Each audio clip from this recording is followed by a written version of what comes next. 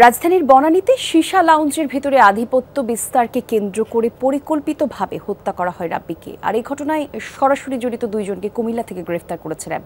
সকালে উত্তরায় সংবাদ সম্মেলনে র্যাব 1-এর অধিনায়ক লেফটেন্যান্ট কর্নেল আশিকুর রহমান বলেন, ভিকটিম এবং খুনিরা পূর্ব পরিচিত। নিয়মিত তারা ওই সীসা লাউঞ্জে যাতায়াত করতেন এবং লাউঞ্জের ভেতরে বাইরে আধিপত্য বিস্তার করত।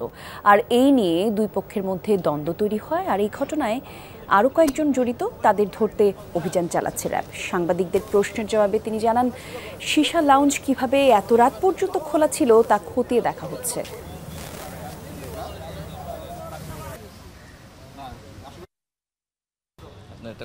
ভিকটিম রাহাতের সাথে আসামিদ্বয়ের দীর্ঘদিন যাবৎ বনানী সীসা লাউঞ্জে আসা যাওয়া এবং এর মাধ্যমে পরিচয় ছিল এবং সীসা লাউঞ্জের ভিতর আধিপত্য বিস্তারকে কেন্দ্র করে তাদের ভিতরে দ্বন্দ্ব চলমান ছিল।